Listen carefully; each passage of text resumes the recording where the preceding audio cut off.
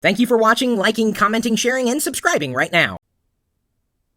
Today promises to be another great TLDR, the Locker Gnome Daily Report. And with any luck, I did everything I needed to do on my end so that we should be broadcasting live on the internet. Of course, the easiest way to check is to load, or I guess reload, the videos page on youtube.com. What's really strange is that you can watch the live video on my channel page at youtube.com/lockergnome, which now has this nice big lockergnome.com at the top. I don't know if you saw that. You can click it. It's an actual link, even though it's an image itself. You can watch the live video as it plays out there, or my recommendation is to look at the videos page, because each video has its own page. That's what you should be watching. And the reason why is because it's easier to comment on the individual video page for the live TLDR, and it's also easier to like the video. The only way to like the live video is to look at the videos page. How do you know where the individual videos page is? I'm glad you asked. Let me go ahead and share that link directly on Twitter. It has now been tweeted. I'm also going to share that link directly on Facebook. That's facebook.com/Chris Pirillo. And let me go ahead and also +1 it. In case you happen to be on Google+, you could watch the video live there too. I mean, they're all embeds, and so you could watch them in each one of these locations. However, my strong recommendation is that we are live. That's not a recommendation. That's what I'm actually typing there on Google+, where just a couple of seconds ago, I shared something that I think somebody else ripped off from another website and re-uploaded it to YouTube, the Occupy Wall Street movement in a Lego set.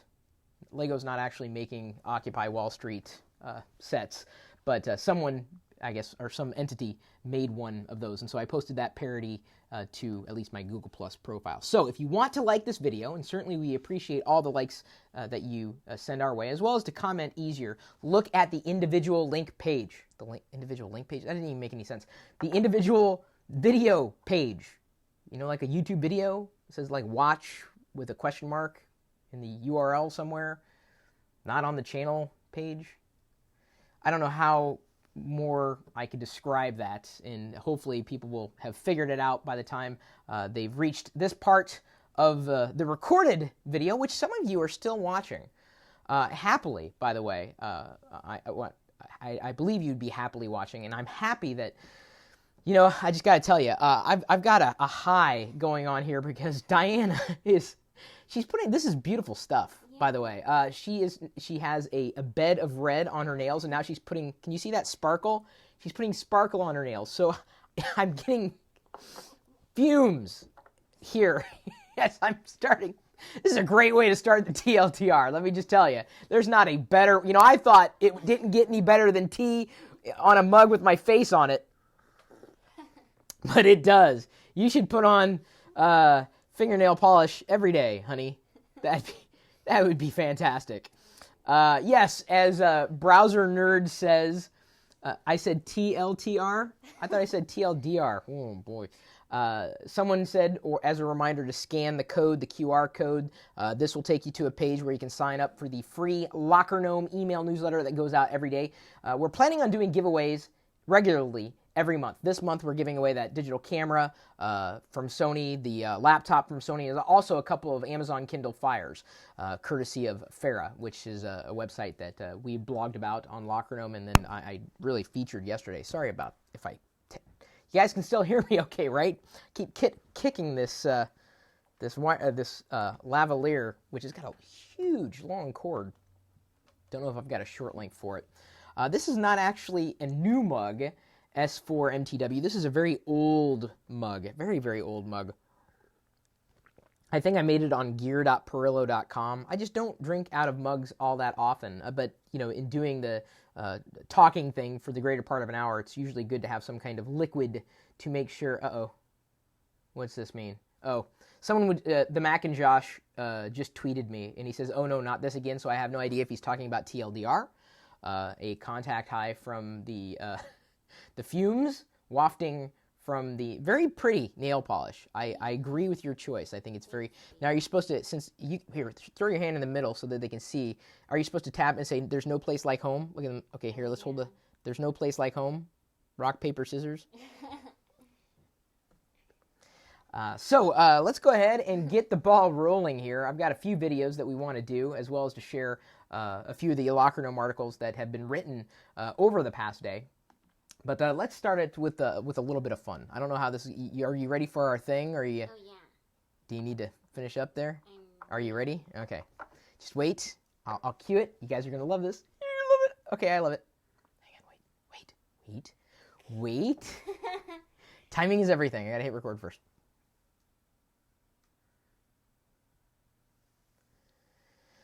You are not a geek if you don't like any amount of sci-fi. Like, if you don't like sci-fi at all, you're definitely not a geek. And you're certainly not a nerd if you don't like any part of the sci-fi universe. Now, I happen to be a huge Star Wars geek, but yesterday, I can safely say, for the first time in my life, I now have a lightsaber!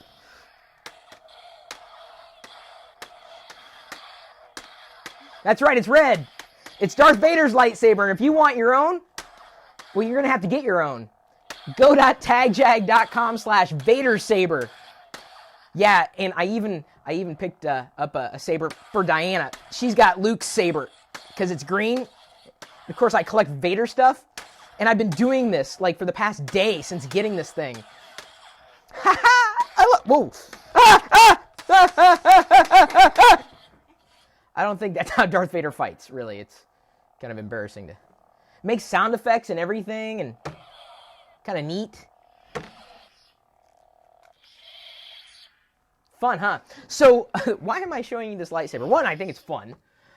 Two, we're actually going to be doing a video showing how you can turn, well, really any old object that, you know, is kind of looks like this, even if it's not an official lightsaber, into something that looks like a lightsaber. We have a few special effects that we can show you how to apply inside of video editing tools that will make this lightsaber look like more of a lightsaber that you would have seen in any of the Star Wars movies or TV shows. So you can see it's red, right? There we go. Let's get close. Hopefully that color's coming out in the video. Sound effects are awesome too. And so to tease that and to let you know we're working on a tutorial for that, I thought I would tell you I now have a lightsaber. I gotta tell you, these things, we've been banging them around. I mean, I've been hitting things, not like the dogs or anything. I'm thinking wickets. Where'd he go? He's probably cowering in the corner. Yeah. He hates these things. As soon as I go, he's like, no. So he's not really a Jedi or a Sith. But I had to say, for the money that we spent, I think we got it on sale, $27, or each one of them, and now we can have lightsabers duels, which is what we're going to do for the video tutorial that's upcoming for lockergnome.com. And then we'll also upload that video separately, so watch for it. This is a fun toy, even for adults. Even if you don't like Star Wars, come on, this is cool.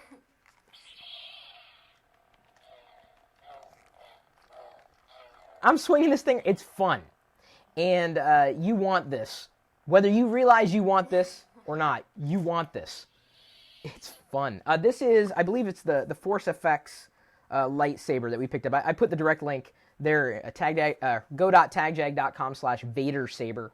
And, you know, I got to tell you, I don't know why I didn't get this a long time ago. The one that I remember seeing that friends had, I never had my own lightsaber. This is really the first one. Was one of those telescoping ones where they'd go up and out and then back again, and they suck because as soon as you whacked them, like they would bend.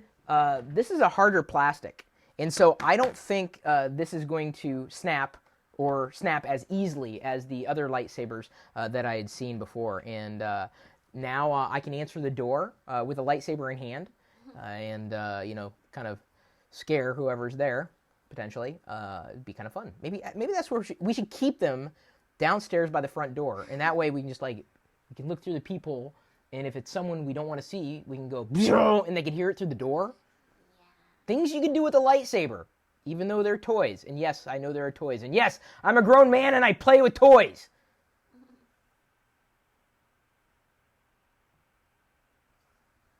Got a problem with that?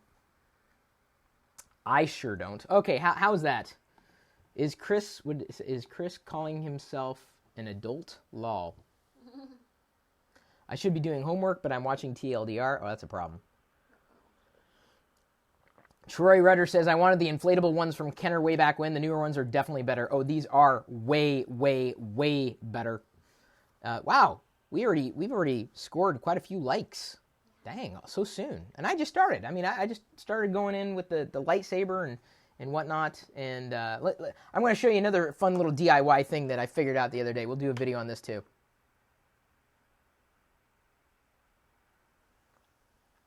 We've done a few articles on lockergnome.com and also a few videos here on our YouTube channel about the dangers of texting while driving. And I've gone hands-free for a number of years thanks to Bluetooth in my car built in, as well as Bluetooth, of course, on my mobile device. But inevitably, sometimes I will pick up the phone when I shouldn't be picking up the phone. I should be leaving it still. And so I needed a way to keep myself from picking up the phone. So I kind of did a little DIY thing. I picked up this little device, and I'll put the link for it in the show notes, go.tagjag.com/really loud noise thing. I'll make the short link eventually, or by the time this video is published. Really loud noise thing, is that what I said? I honestly don't know what this thing is called. I got it for like $10 or something, $5 to $10. And with it, it's designed as a door security device, so you can travel with it. And so you take this portion out, and these two metal, I guess they would be bands, essentially are stuck together, and you slide this into a door crack in between the door and the jamb. So, or you jam it in there, jam it in the jamb, and so the metal will remain touching. Well, once the metal is no longer touching, this thing will emit a high-pitched sound. Now, if you have not adjusted the sound for this YouTube video, you might want to do it. I'm going to give you a warning, or whatever video you're watching, turn down the volume, because I'm going to show you just how loud this is. So it's made as a security device for traveling, but what I do is I've got the phone here, and I've got the metal band, and I just set it in the car. I've got a little console, and I set it down, and as kind of tweeted there for a second. I set it there, and it doesn't move. It's pretty static. But as soon as I pick up the phone,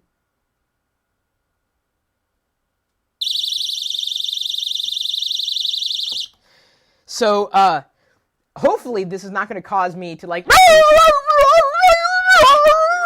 and like steer all over the road. This is obviously not a perfect solution, but it certainly does keep me. When I know that is sitting there, it keeps me from picking up this phone. I won't do it. And so for, $5 to $10, I say it's a pretty easy DIY hack to keep you from picking up your phone when you shouldn't be doing that when you're driving. That was damn loud, wasn't it? Was that loud for everybody? My sound is full blast. Dude, I warned you. I warned you. I gave them plenty of time, didn't I, honey? Yeah, you did. Now they'll believe Plenty of times. I've warned them. I warned them and warned them and warned them. Although I do wonder if, they're playing something in the house and all of a sudden this alarm goes off. Lol hack. Yeah, it's a DIY thing. Do it yourself. It's more of a brain hack than anything else. I wouldn't call it like a hack. Obviously, I'm not a hacker. Not by any stretch of the imagination. Now that was louder than the alarm, dude. It's a mental hack. God, someone's got a hang up on that word. You're acting like you were about to crash in a car that was louder than the DUI thing. My voice was louder than the alarm is what they're saying. That one's going to be a very loud video. Guaranteed. Okay, so I nailed that one. All right, let's do some Locker Gnome articles here and get through those. And I've got a couple of other videos too. And feel free, by the way, if you guys have questions for me to answer in possible separate videos within the TLDR live episode and then to be clipped out as separate segments, feel free to ask the questions. Chris is our line producer today, and he'll be watching what you're asking, I guess. My voice is louder, probably because it's closer to the I nearly got death, says SS Comp Help SS. Wow, so apparently I almost killed someone. Sorry about that. The idea was to not kill anybody.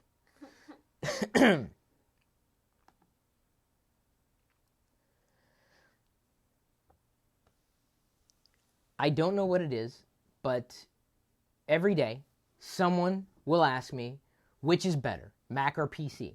Which is better, OS X or Windows? And so we have decided to write a few articles on lockergnome.com. The one I'm going to talk about in this particular video is 6 reasons why OS X is better than Windows. So you've got a Mac and a PC. That's the hardware stuff. Then you have OS X and Windows. That's the software stuff, the operating systems. So there are reasons that one operating system might be better than another. But before I get into this, and I may have to repeat this in the other videos, every operating system sucks. I've mentioned that before several times over. Better is always relative. What do you want to do? Does the operating system do what it is that you want to do? Or does it enable you to do the things that you want to do? So Matt Ryan has been living inside of both worlds, as I have, fully qualified to tell you the benefits of one operating system over another. But to me, the reason why I happen to believe, and you're free to read the article and see all the reasons Matt's listed out, and I'll get to a couple of them, but if there was one reason that OS X is better than Windows, it's this. And this is, I know some geeks get really upset about it because they don't quite understand why this makes OS X better than Windows. Apple controls it. Now you could say, well, Microsoft controls Windows. Yes. But OS X was designed to run on only a handful of devices, just a handful. I couldn't tell you how many machines or how many Macs would run OS X, but the operating system was designed for a limited amount of hardware. And because of that, when a bug crops up on one Mac running OS X, the chances of that bug being replicatable across other Macs it's pretty high. Bugs can get squashed, theoretically, quicker. If I have a problem with OS X, and I do, I mean, like I said, every operating system sucks. None of them are perfect. Some cases, this is a case where OS X is better than Windows because Apple only develops it for a limited amount of hardware. They can nail down the bugs quicker. They have a limited set of variables at their disposal. When I had a problem with my mail software, mail.app on OS X, I went to the forums on apple.com, searched for a solution. Indeed, the solution was there. I applied it. It was done. Because we were all running the same operating system. Not just the same software, the same operating system. We were on Macs. We were on the same version of the operating system. We didn't have to deal with third-party software that most PC manufacturers that install Windows by default in their PCs, they layer on like 13 layers of crap. So there is one reason, again, that's the PC side of things. It's a different argument. Apple and OS X, they only have a limited amount of hardware that they deal with. I've repeated this so many times throughout the video because I got to bang it into your head. This is one of the reasons why you will likely never see, ever again, any kind of Mac clone. Or the world of putting OS X on traditional PC hardware will remain relegated to the corners of the universe set aside for Hackintoshes and jailbreaking. People can do things, doesn't mean that Apple would want to do things. They're controlling their universe. Rightfully so. That makes a better consumer product. The consumer doesn't have to guess why something's working the way it's working. If it's broken here, it may be likely broken across the entire ecosystem of Macs or the Macs running the same flavor of OS X, the operating system, the software. So that is my number one why OS X is better than Windows. And if you freaked out and you dislike it, I've got another video that explains why Windows is better than OS X. It's a universe where we can all get along. Each operating system has its benefits as well as its drawbacks. So take a look at the article, 6 Reasons Why OS X is Better Than Windows, and the accompanying article, Why Windows is Better Than OS X, before you think that we're crazy fanboys. Because, unfortunately, this is just our opinion. And if you have an opinion, I'm sure you're going to share it anyway, even if I didn't ask. All right, now. But the problem is because Apple controls it, it's difficult to do anything other than what Apple wants. Yeah, that's the idea. That's good. Now, let's go into why Windows is better than OS X.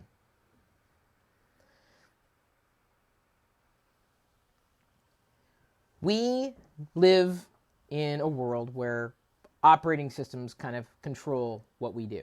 I mean, we can control the operating systems to a certain degree, but really, as far as consumers are concerned, there's just Mac OS X and Windows. And I live pretty much on that line, inside of both Windows and Mac OS X. We've written a couple of articles that you might be interested in. One is why OS X is better than Windows, 6 reasons, and the corresponding article, which I'm going to refer to in this video, why Windows, 6 reasons why Windows is better than OS X. We've outlined both sides. And as I said in the other video, for the other article, every operating system sucks.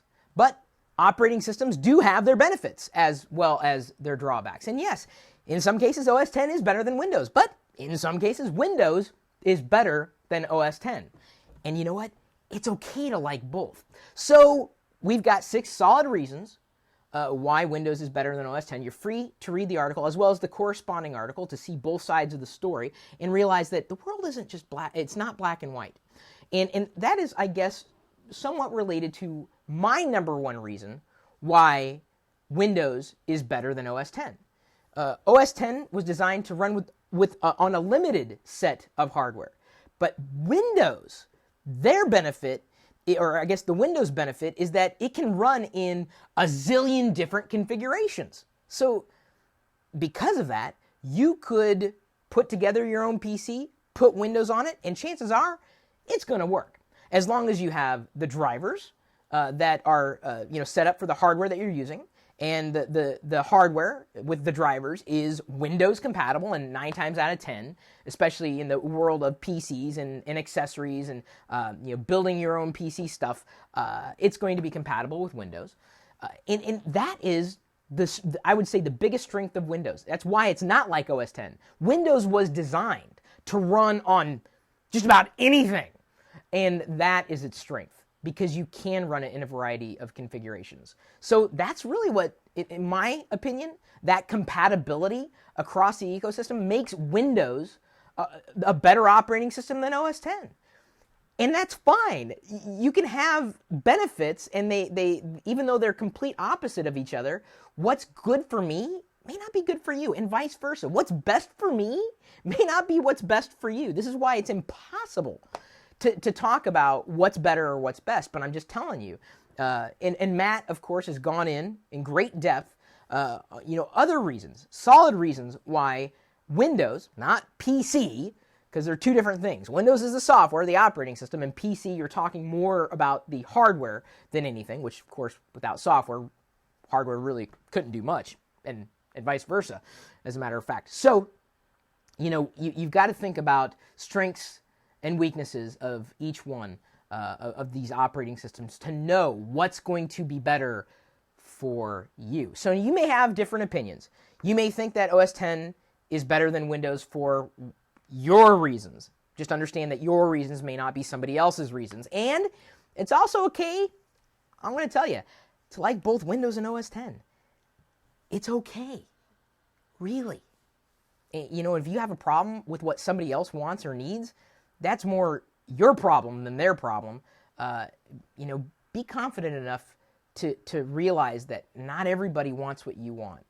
And be understanding enough to know that 2 operating systems can be better for the same reason. I have no other way of explaining it. Take a look at the article. Feel free to comment or share your opinion, which I'm sure you're going to do even if I didn't ask. And believe me, I'm open to hearing what you think is better. And why? Why? You got to put in why. Because you can say Windows is better. Well, that's pointless. Chris is saying blasphemy. Linux Mint runs on any platform or computer. It auto-techs almost all hardware. That's awesome. But we're doing another article on why Linux beats both Mac OS X and Windows. So stay tuned. Calm down. Calm down. Jeez, calm down. God, people just go. They start sounding like the alarm I pulled. I like both. I use both. Right you are, Chris. Imbalanced by design. Chris, I have to put in a captcha code every comment I do. So annoying. Help. Asks terrible broadcast. I don't know what to tell you. That is terrible, though. All right, let's go ahead and quit that. I'm having an issue here with the... Am I having an issue? There we go. I was trying to zoom in and out on the wrong page. Thank you for the likes, by the way, on the live video. If you're having a problem liking the live video, you're not watching it on the right page.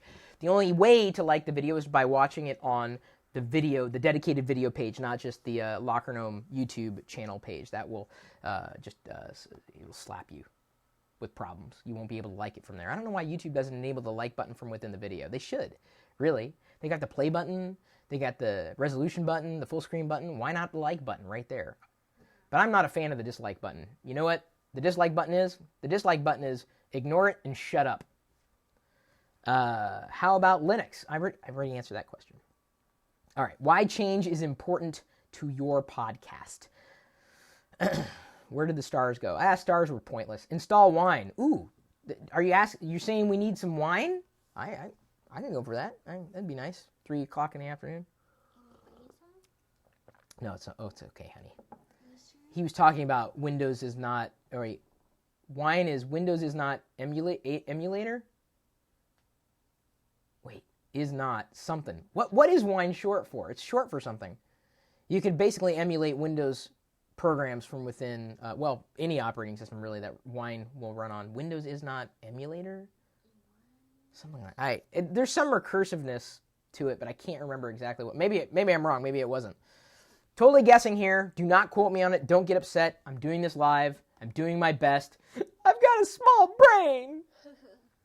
Let's drink wine. Let's drink wine? You want to? Yeah, sure. Thank you. That'd be awesome. Wow. See, as soon as I tell people to come to the page, look, we got 153 likes, and we've only been doing this like a half hour. Thank you so much. Wine is not an emulator. That was it. Wine is not an emulator, so it's recursive. Thank you.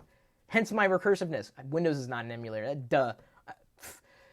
Wine is not an emulator. That's what it was. Okay. Here we go.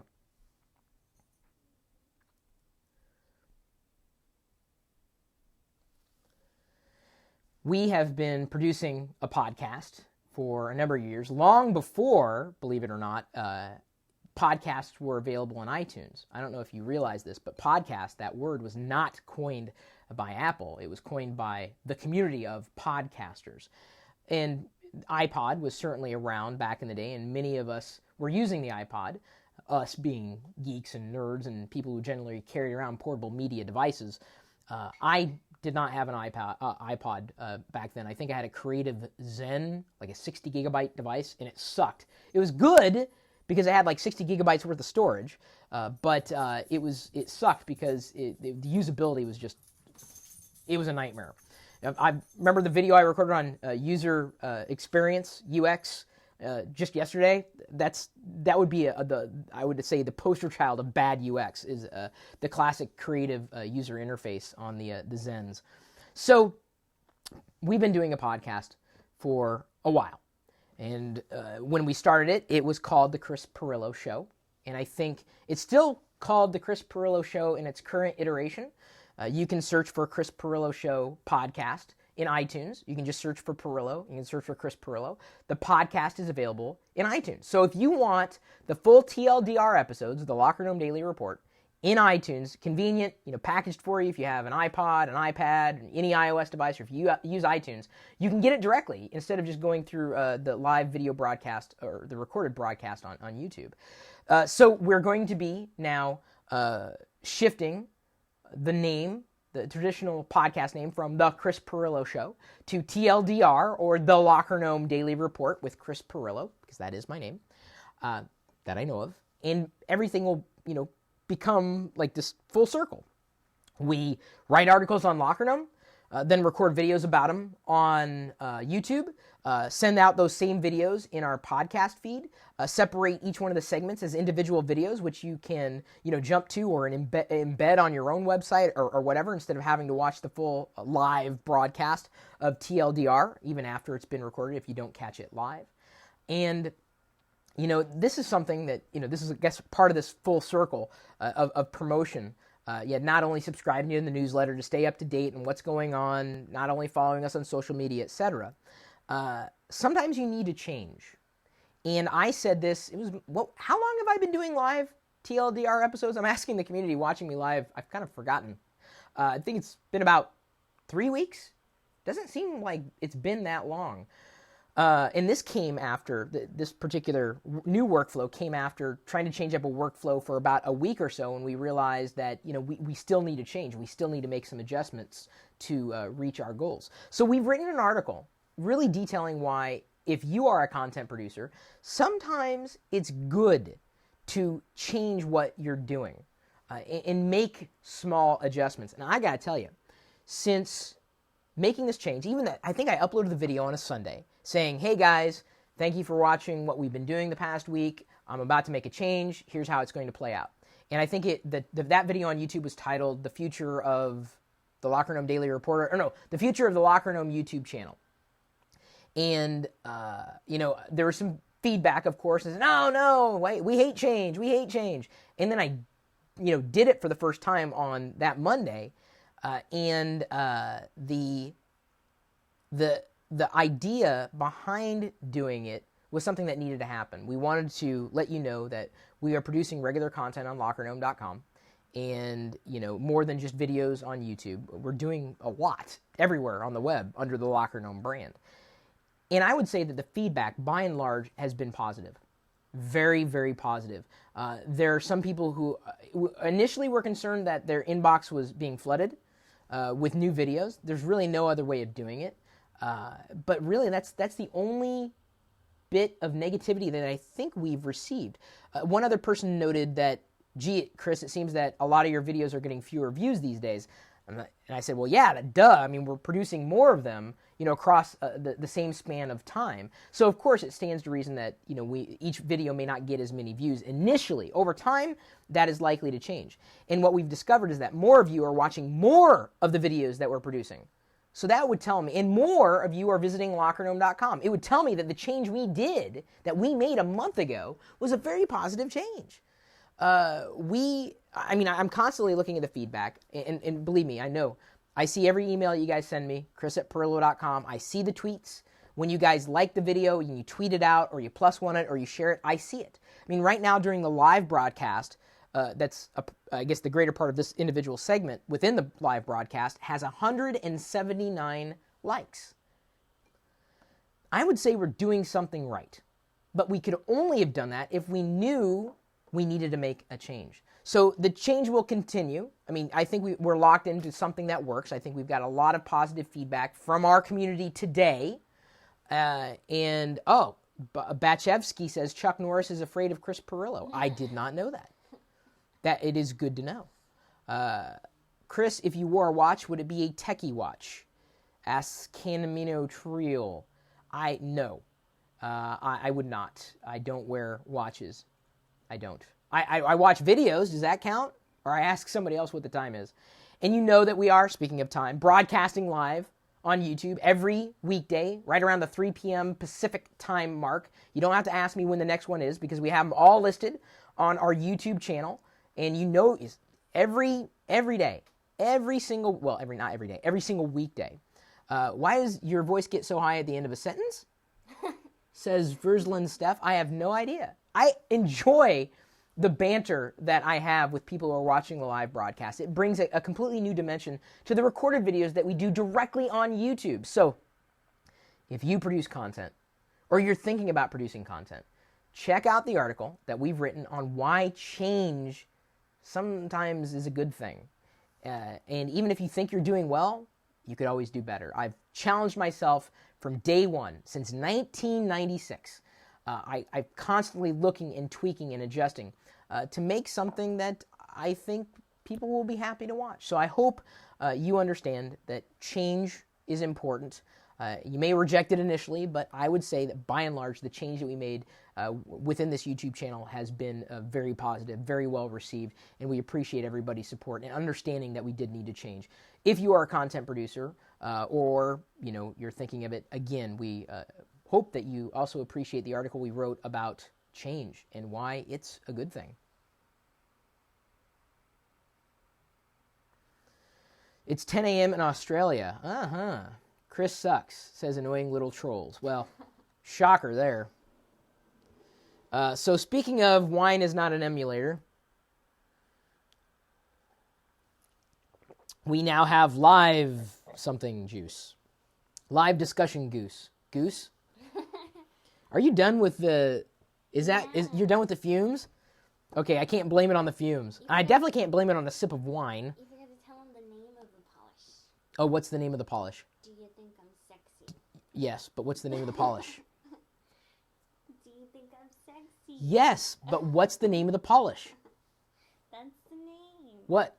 Do you think I'm sexy? Yes, hun, you are sexy. Now, what is the name of the polish? That's the name of the polish. What's the name of the polish? No. Sorry, we're doing an Abbott and Costello routine with some of the names these makeup manufacturers come up with. It's crazy. All right, so it's been at least 2 hours since we last talked about the Amazon Kindle Fire. Christopher Pirillo, do you believe in God and do you praise him daily with all your heart? Which God? I'm really confused about that. I don't know. By God. By God, do you mean...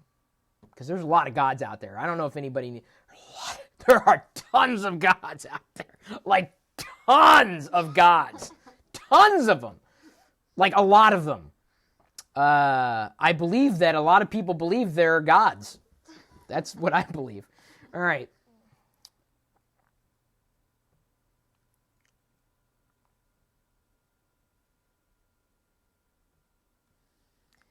It has been probably 1 day since we last talked about the Amazon Kindle Fire. For some reason, people just can't stop talking about it. It's the hottest gadget this holiday season. Oh, it's selling so well. Well, duh. It's at the top of Amazon.com on their front page. Gee, there's a head scratcher. Why is that thing selling so well? And it's pretty decently priced today, although the software, as I've talked about in earlier videos, needs to be updated.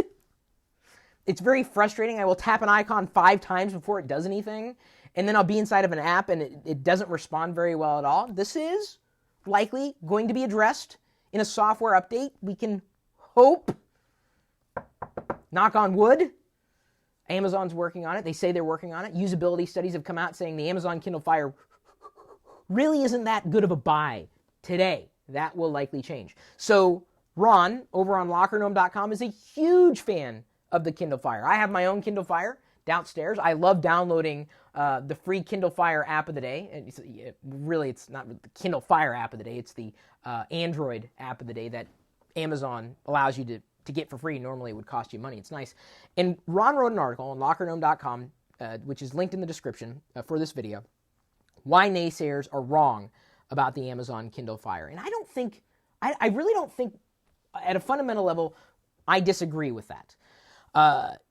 When new products ship, there are inevitably bugs. And as long as those bugs can be addressed seamlessly, they will potentially, eventually, become okay.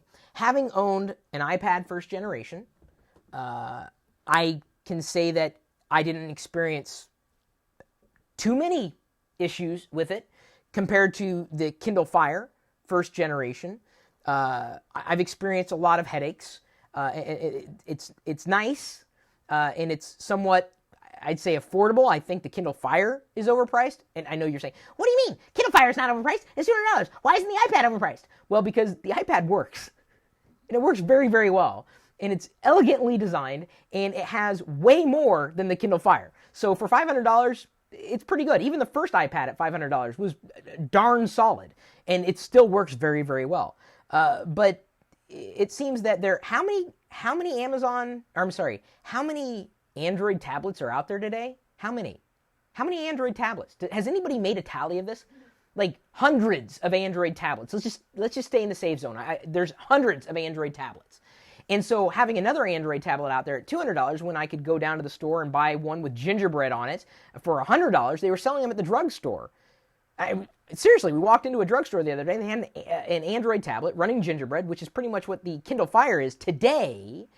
The benefit of getting the Kindle Fire is that Amazon's backing it, and they will provide software updates. So at $200, in the range of other Android tablets, it seems to be a bit overpriced.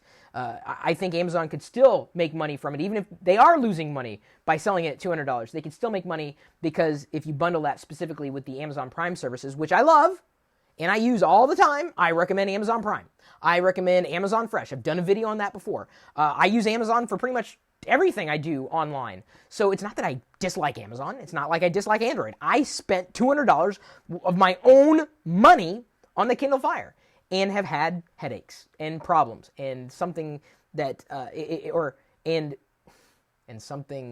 is something that's okay today, but if the software is better, it would absolutely be worth $200. So what I'm telling you, as I've mentioned in so many videos, never buy a product based on what it might be one day or what it promises to be. If you're thinking about getting a Kindle Fire, wait. There's no rush to get it today. Wait to see what Amazon does with software. Will they improve it to a point where it actually becomes usable? It's not there yet. Try one. You'll see what I mean. And if you have to tap something 5 times before something happens, that's a problem. And it's likely a problem with software. Amazon, we can hope, is going to update this. And they've done it. I've received 2 updates. And the way it happens is very seamless. And I appreciate that Amazon pushes updates down the pike the way they do. Non-interruptive. You don't have to connect it to any computer. It's as seamless as it could possibly get. So the Kindle Fire will hopefully soon be a product that I can fully recommend. But until then, I'm gonna hold off on the pure recommendation for the Kindle Fire, other than maybe you have $200 burning a hole in your pocket. I say save the $200 and buy something else today, or hold on to the $200 until you see what Amazon does with the software. The software is this is the version, I'm going to put it to you in terms you might understand. The version of Amazon Kindle Fire software today feels like Windows Vista did. Feels like Windows Millennium Edition did. Not, on par, but just like not fully baked. They'll get there eventually. But again, you may have differing opinions. We've done a full-on article. If you believe I'm wrong, fine. You'd probably be siding with Ron. Although, like I said, I think we agree with each other. They need to make updates, and we believe that Amazon will push down updates soon. They need to. Otherwise, like a lot of people are not really recommending the Kindle Fire because we realize these are usability nightmares. Tap, tap, tap, tap, tap, tap. Open! Tap, tap, tap, tap, tap, tap, tap. That's what I do. Tap, tap, tap, tap, tap, tap, tap on the screen. My finger's almost to the point where, okay, it's not really shorter, but, it's almost bleeding. Not really, but I tap it a lot and nothing happens. I mean, the screen on the Kindle. Why naysayers are wrong about the Amazon Kindle Fire, a wonderful article written by Ron on lockergnome.com. Do you agree or disagree? Well, not about the article being written, but I mean about what people are saying. I disagree. That article was not written. Ooh, that's a diss. What? When I said it's like Vista, it's not baked. It's not there yet. I don't care who hates me. I'm right. Like, here's the thing. I spent my money on it. Yeah. And I'm sure that will get me blacklisted from Amazon PR again. Finally got to be a part of live TLDR. Yay. P.S. My name is Mark. Says M98W21. Oh, I just made his life. Thank you for liking this video, by the way. Even if you don't like it, I appreciate the likes. Tap, tap. Hey, Arbery Sass, I saw that fap in there. You better not be fapping to this video. Yeah, and I called him out, too, so everyone knows. Yeah, he's fapping to the video. There's nothing really fappy about this video. What is... Hang on. There is a... Steam. Okay, so Valve and Steam. Here we go. I've read so many misguided opinions online, and it's kind of sad, really. No matter where I go, it seems that people are uninformed. Like those who say, there are no games available for the Mac. Well, first of all, the Mac is a piece of hardware. They could say, there are no games available for OS X, and they'd still be wrong, because there are games available. Did you know that Steam runs on Mac OS X? Did you know that? Okay, so that kind of shoots a hole in your theory that there are no games available, because Steam is available. And Steam is pretty much the go-to library, I would say, for so many games for Windows, and also now for Mac OS X. And I don't know if you knew this, they're doing a massive holiday giveaway. Apparently, and according to its website, one lucky gamer, and this would probably encourage you to become a member or subscriber if you haven't already, and I can't imagine anybody in our audience isn't using Steam at this point. One lucky gamer during this giveaway extravaganza will win every single game available on Steam. Every single one. And then, of course, I'm reading this from a LockerGnome.com article. This is how I found out about it. In addition to that amazing grand prize, and that is a grand prize, it's also giving away to 50 people the top 10 games on their Steam wish list, 100 people their top 5 games, and 1,000 people the Valve Complete Pack. And they're calling this the Epic Holiday Giveaway. We've linked this in the description for this particular video. And so if you did not know about this, I mean, not just that games are also available on the Mac, but this particular giveaway, you may want to take a look. Could be worth your time.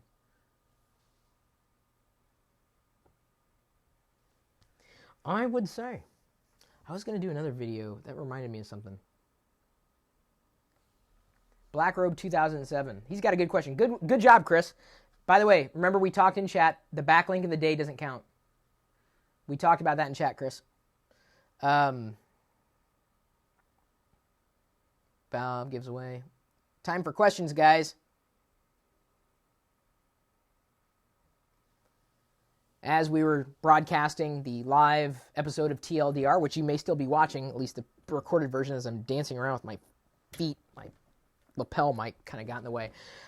Threw it out to the chat room here on YouTube, or I guess the chat box, whatever you would call it, comment stream for questions. And one of them came in from Blackrobe 2007. Do you think companies have the freedom or should have the freedom to collect and sell your information? I absolutely do not. It's frustrating to know that I have, not that I have a Facebook account. That's not frustrating. It's frustrating to think that, I've got so much of my own information floating out there, not knowing who has it, who has access to it, who's using it, and what they're using it for. There's nothing that will give me any kind of indication as to what other entities know about me. I mean, sure, they send out some legal form in the mail, and I open it up, and it's, I can't read. I'm not going to read this. Credit card, update. Who cares? Oh, health insurance. And people think that it's only about, online privacy. It's not. It's everywhere. The health insurance industry, the credit card companies, they know stuff about you that you don't even realize. That's scary. The idea, though, that one day we would be able to control what people and entities know about us, that would be a dream come true. If there's something that I would love to see in my lifetime, is the user, the individual, controlling what information other companies have for them. And I can't be alone in this. I don't think that it's right that a company sells information about me. And I will put in one caveat. I don't mind if I'm getting a cut. If company X sells information about me to company Y, where's my cut? You just sold my information. That's my information. Where's my cut? And if they gave me like $1 or whatever, hey, thanks, cool, got $1. I can buy a new app. But they don't. It's just company and company. That ain't right. Give me a cut. Let me put it to you this way. If and you know this is happening anyway, would you mind so much? Say if someone says, hey, we are thinking about giving your email address over to this company. First, can we do it? And you'd say no. And they said, well, can we do it for $1,000? Got to think about that one. Sure, why not? It's just email. I'll take $1,000. Everyone has a price. Companies don't want to pay it. But if the user or the person, the individual, could be in control of that flow, oh, that'd be awesome. But until then, just give me a cut. I wouldn't mind so much, but that's probably not going to happen.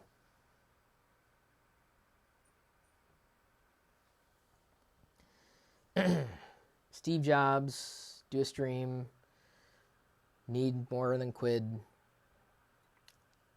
Totally agree. 201 likes, nice. Naughty, nice. Naughty. I don't think the government will ever allow that to happen. It's like P2P software used to work. If they let you block your information, the system wouldn't work as well, especially if everyone chose to block it. Well, hey, tough titties. Isn't it illegal to sell information without permission? It is, and that's where they kind of trip you up, and you don't realize that you're agreeing to something, but you can't exactly quit. Like, in order for me to opt out of half that crap, I would lose half the services I need, so I'm like in a catch-22. It's not right. We asked Siri something the other day. It's not very interesting. Future of the computer, not as interesting. Trying to think of good talking points specifically for future videos. I got a couple other videos, though, I can do until you guys come up with a good question or two. Feel free to ask the question, throw it out there. How to use the QR code with a QR code scanner.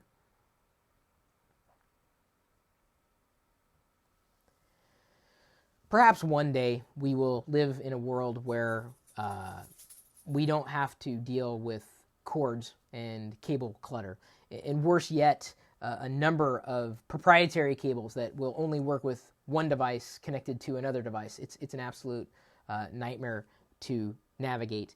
And so recently I was given the opportunity to take a look at a few different products from Moshi. They sent me their mini DisplayPort to HDMI adapter that also passes audio through. So if you have a mini DisplayPort and you want an HDMI out, this is the one to get. I've seen they also have the mini DisplayPort to VGA adapter. They also have a FireWire 800 to 400 adapter. Surprisingly, this one has come in handy, very, very handy. And I think I've got, Moshi HDMI, that's the short link, or go.tagjag.com/Moshi HDMI for more information on the HDMI adapter. I'm hoping that one day we'll get past this, needing adapters. I don't know when it's going to happen. There have been governmental regulations that, maybe not in the United States, but certainly across the world, mandating this is the only way that you can connect one device to another. In many cases, USB would suffice. And there are times that it wouldn't. When we're talking about pushing a lot of bits down the channel, HDMI, video and audio, would do likely fantastically better than the traditional USB, or the Universal Serial Bus, USB. But isn't wireless bad for your health, asks Inyusha Thug. I would say that the evidence is not conclusive yet about wireless killing us. We probably do things to our bodies that are far worse than wireless signals bouncing off and going through us. Just saying. Everyone should use mini display, says I use IMAX RV. Well, of course he's going to say that. Or she. I don't know. Could be either one. Should the iPad and every iOS device be made to open source and freely changeable like Android? No, it shouldn't. And I've talked about that in a completely different video. But you want to talk about adapting. There's never going to come a point where we're going to be able to interoperate with anything and everything in a variety without dealing with some kind of clutter. I think wireless should happen within my lifetime. I don't know. One could hope, though, that, with adapters, we're just bridging the gap to something that is far greater, and the future will be wireless. All the way down to even inductive charging, placing a device on a table and then automatically having it charge. And, the idea of even keeping track of battery life may very well be a thing of the past in another 50 years. One could hope. That's my thoughts. I think that, or I could hope that one day we will no longer need the adapters, and that the future will be wireless, including internet connections, I believe. What about SOPA? Why do people keep asking me this? I've already done a video on it. You can Google it. Locker Gnome, SOPA, Protect IP. It's easy. We shouldn't have to live with cords. Tesla made a wireless power that would power the entire world, and it has stayed on it, worked better and better, but they shut it down so the power companies could exist. I believe it. Yeah, exactly. This one passes audio as well. Most don't, as Charles CC1000 notes. Let's see here. Chris, what are you hoping to see with the iPad 3? Have no idea. Can PCs ever include Thunderbolt with their hardware? They can be. Well, Thunderbolt specifically, this one I know is Thunderbolt compatible. The idea, though, that Apple's implementation of that technology, I don't know. It's going to be interesting to see how all that plays out. That remains to be seen. I think it's nice to have the two options today. I think eventually Thunderbolt will replace USB. Eventually. We're not there yet. In so many devices, it would be overkill today. What is the internet's future? Around, I would hope. Does internet create democracy? You know, I don't know if it creates democracy. I think it creates a better conversation. Although some people have yet to perfect that skill in today or in real life. What do you think about the mind control thing we're trying to do with PCs? Have you heard about it, Chris? I have, and it seems kind of quirky. Don't know. What is better in your opinion, freelancing or a regular job? You asked that yesterday, and honestly, each one of them have its benefits and drawbacks. Annoying troll face keeps telling me you suck. You might think so, but according to this live video, 204 people would disagree with you. I got 204 likes. Can you believe that, honey? Yeah, so you can tell me I suck all you want. Doesn't make it true. I think someone needs to get, a little something,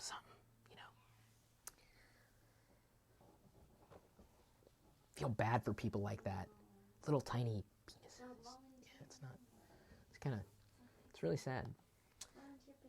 No, the funny thing is he's been watching all this time. That's what's funny about a lot of trolls is they'll actually watch and they'll thank you for the comments. That actually helps me. They don't quite understand. It's kind of counterproductive what they do. All right, so let's see here. We got 2, 3, 4, 5, 6, 7, 8. Chris, do you know any gadgets which can secure oil tanks? No idea. I'm going to try one more video. Maybe if we got any other questions, feel free to throw them out there. Pixie, look, if you're going to puke, don't do it. We're going to do a couple more here, I think. I wanted to get through these. 3:58, so we're just shy of an hour. HD Hat sent me some lenses. So we're going to do kind of a live trial here.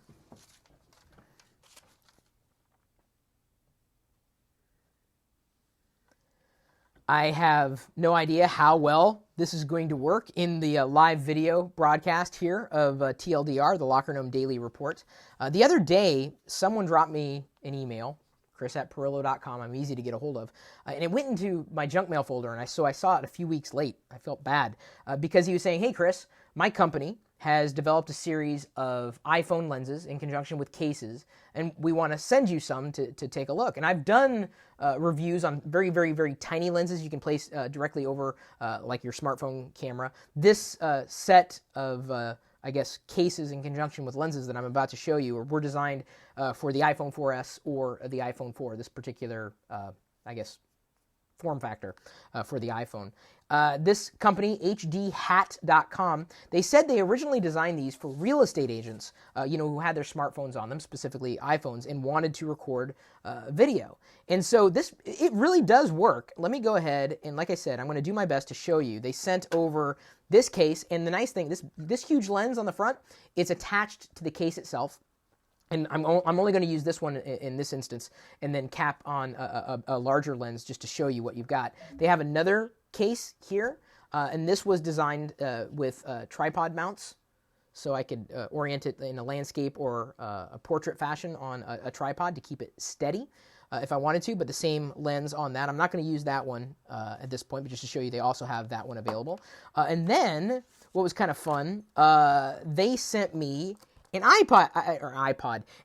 this is not an iPod case. This is an iPad case with the same lens on the front. So if you use your iPad to record video, know that they have an option available for you. Although, I got to tell you, I don't record a lot of video with iPads, but some people use them as their primary computers, and might also use them as video recording devices. This one specifically designed for the iPad 2 today, because today that's the only iPad that's available with a camera lens, but assumedly HD Hat would also adapt to future designs for the iPad and the iPhones as well, because I guess this is very, very popular. So I'm going to show you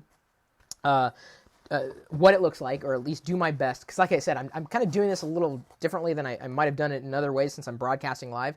They also have this adapter, which allows for even a wider field of view. This lens goes basically mounts on top of this lens. It's insane. So let's see how well it works. And you guys can tell me. I'm watching the comments. See if I think I got everything here that they wanted to note. Use a small lens for taking photographs at 14.5 or 14.75 millimeters. Use a small lens with big lens to shoot, or on front to shoot 14 millimeter ultra wide video. They just had a couple of notes to share. So let's go ahead and I'm thinking the production value through my head here. Let's flip it to video. Double tap so we can see the full view. All right, so there's what you see. So I'm going to hold it in roughly the same position. So you can see the edge of my chair there, and a little the wall behind me, and my face, right? So now what we're going to do is, I'm going to keep the hand in roughly the same position and do my best to do this. Okay, so did I flip it around? I did. Oh, no, I didn't. What I did was forgot to remove the lens cap. So now, at the same distance, you see more of the chair on the side, or you should see more of the chair on the side, and the curtain behind me, and I'm at the same distance. Okay, so now, I need to take the lens cap off. Should have thought about this before. Okay, so now sorry this isn't working as seamlessly as I wanted it to, but we've got a slightly bigger field of view, specifically around the edges, because that's where you're really going to see the difference. And now, with this huge, look at that. So I'm holding it roughly the same distance, and you've got a way wider field of view. Actually, look at that. So there is the field of view at the same distance with the two lens attachments on the front using this HD Hat case. And I'm pretty sure I guess I did have it the right way. There we go. It's hard to hold up and see in the preview. But look at that. Look at where I'm holding the camera. And I'm sorry that it looks the way it does, but hopefully you get an idea about how much of a wider field of view, even if you're holding the camera an arm's length away. So keep that in mind. Keep the field of view in mind. Look how much curtain at this distance you see, and how much of the Tix clocks you see specifically at this distance. Let me go ahead and take the case off and show you again. Let's do this. So you see less. You can't even see the top of my head there. Okay, you can now, but so it really worked. Thank you for reminding me, Airwolf28, to take off the lens cover on the second one. So if you are looking for what would appear to be really professional lenses to use in conjunction with your iPhone, if inevitably you always have the iPhone on you, you don't want to spend any more money on a DSLR or a better lens, consider going with these guys. It seems to work. So now, take two different pictures. Well, this was really designed for video, not necessarily for still photos. But I would say, if you couldn't see just in that preview, just holding it this distance, how much more you could see with wider field of view. And hopefully, when I watch this video after it's been recorded, even I'll be able to see the difference. It's not going to be massive. I mean, you're not going to be able to see to the side. I mean, a lens can only do so much. But just by doing that, you'll be able to walk around and capture more of the scene without moving as much or panning back as much. That's what a wide-angle lens will really help you do. And so I may be keeping these in my car so that if I'm out and about and the only camera I may have on me is my iPhone and I need to record video, I know I can get decent audio and video. Chris, you are recording on your iPhone. I am? Oh, was I recording that? Nice. Oh, no, it stopped because I turned it off. Turn off the video mode. The video mode is the idea. This isn't for still lenses. This isn't still lenses. This isn't for still photos. They designed this specifically with video in mind. It's been the lenses are set, specifically for video optimization, not for still photo optimization. If you take video, and I take some decent amount of video and photos with my iPhone. So a lens that is optimized for video for the iPhone, and specifically the wide angle, and being able to stay in a position and still capture more of the scene. I'm very happy to have these now on hand.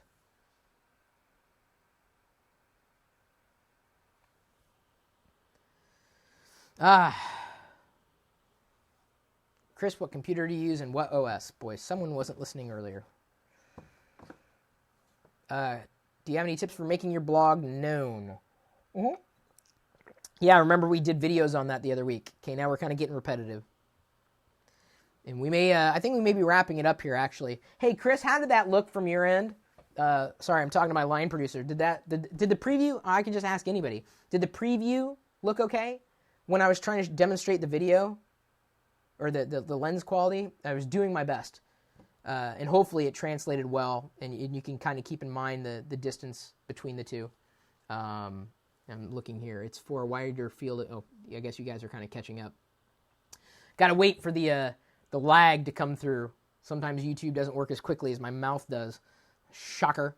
But I think I don't really see a lot of independent questions. Yeah, look good. I could tell the difference as one radical dude. Yeah, and Yusha Thug. The lens look good. The Beta Jake. Thank you, guys. Thank you. I appreciate that. The webcam I'm using right now isn't really a webcam. It's a Canon HV40, which I think I reviewed a long while ago. Go.tagjag.com/HV40, quite possibly. So Chris says that looked good. Everybody else said it looked good. You guys want the QR code stats? Fine. Let's see here. How many people in the live audience use the QR code today? Let's see here. 2 hours.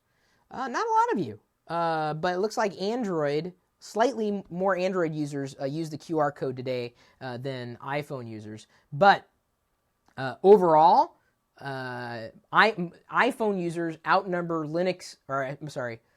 Android users almost 2-to-1. So there's twice as many iPhone users in our audience that have used this QR code here than Android users. So we have more iPhone users in our audience, by and large. Even with the day breakdown, the way it happens, so many more iPhone users out there. And that's important for me to know because I should be doing more iPhone content or iOS content compared to Android content. Let's see if I've got, before I wrap it up, if you guys have no other questions I can use. And guys, by the way, if you want to ask questions of me, you're free to. It's just that I may not see them as easily if you're not participating in the live video, which we all know happens every single weekday right around 3 p.m. Pacific time. I didn't really grab anything over the past day other than Bejeweled. I got that for free. I shared how you can get Bejeweled for free on my Google Plus profile. Did that yesterday. I reshared it from Dana. She shared it, and I was like, oh, cool. So I reshared it. Where can I get one of the lenses? hdhat.com. How did you hook up the camera? With cables? It's a Firewire 800, actually. Firewire, I think it's a 400 to 800, potentially, or 4-pin to the 800. Let's see here. Is the laptop giveaway available to Canadians? Ask John C. 24C. I would have to ask Sony since they're in charge. What about Symbian? Symbian doesn't even register in terms of people who have used the QR code. Oh, actually they do. Out of the entire time it's been running, 16 Symbian users have used it. The iPhone is trumping everybody in terms of usage of that QR code. Sorry about that. There we go. I think we've got everything we need, quite possibly. I'm seeing other questions pop through, but questions we've already answered. And so I'm going to go ahead and close this out. I actually have a dinner meeting to run off to here in the near future after I guess I finish naming this so that we can do everything that we need to do with the content production. But thank you for tuning in and staying tuned as long as you did for the recorded live broadcast of TLDR, the Locker Room Daily Report. As I've made mention every time, and I'll probably have to do it every single day, just to keep people reminded that we're doing this. And you can subscribe to the Locker Room YouTube channel, lockergnome.com. Get the free email newsletter. It's really easy to do, and it's free. You can follow me on Twitter at Chris Pirillo and follow at Locker Gnome as well on Twitter. Facebook.com/Chris Pirillo. I'm posting photos there. Follow me on Instagram. I had some fun Instagram shots over the past day. I was having fun with some of the Lego sets that I got, and I think I finally found a Lego sponsor too, which is really, really nice. And so they're gonna basically send me sets, and in exchange for that, I'm going to promote where you can get the sets. It's kind of a nice little arrangement we have going on there, and that way I can fuel my Lego addiction without breaking the bank. So I did this one of Mace Windu, like, say what again? I dare you. I double dare you. Say what again? That's my best Samuel L. Jackson. Apologies to Samuel L. Jackson. I got this minifig as a gift from my Amazon wish list, and it's kind of a nice little, it's a manta, I believe, and I took his face sheath off, his helmet. It's not really his helmet, it's just part of his head gear off to show you his head. I also assembled my first Cars Lego set. Posted these all to Instagram. I think I posted some to Facebook and a couple to Google+, but Instagram, by and large, is where I'm posting a lot of the photos these days. My gold bricks, I built that pyramid. I love building these 3D objects with Lego, and I did that one as well. That one was kind of fun. And I took pictures at different angles. There's a close-up of a Lego brick. The gold brick that Troy sent me yesterday from the Amazon wish list, and then I had a sneak peek of my lightsaber that, of course, I had at the beginning of the video. Kind of nice, kind of fun. So thank you again for tuning in. Those are the things that, I guess I showed you there now, but you could have seen before if you were following me on Instagram or really anywhere else on all them social networks. Not just about technology, it's about general geekery to me. I love being a geek. I know no other way, really. And I also love live broadcasting juice. We need a better thing to call this. Kind of tasty. Really good. Grape juice plus. There's a sci-fi reference for you, or I guess I consider that sci-fi in the realm. I think I got a nose hair that's like, I think I need to trim my nose hairs again. Someone's talking about you. I don't know. Really, is that what it is? Someone's talking about me? It's been itching. I've been doing that. It's like it's nose hairs. I don't know what the hell it is. It's like a foot long or something. I keep pushing it back up, but it's just going to pop back. It's the way hairs work. They want to go one direction. And with that, I think we're going to go ahead and wrap up. You can join us in the chat room if you care to geek out. We've got IRC set up there, thanks to geekshed.net. The chat room is hashtag or pound. It was called pound or hash Chris. Just Chris. Hashtag. It's not a tag. I keep saying hashtag. Hash Chris. Pound Chris. Chris. Pound. I'm pounding Chris. You can join us there. We've got a live video feed going out that's got the chat room incorporated. May not have the audio potted up on the live video feed because I may be listening to music that I'm not licensed to rebroadcast, and I don't want to get in trouble. Don't want to get yanked offline. So you're welcome to join us there, and we are geeking out 24 hours a day, 7 days a week at live.pirillo.com. We'll see you later. What? I'll be trolling tomorrow. So he comes in and stays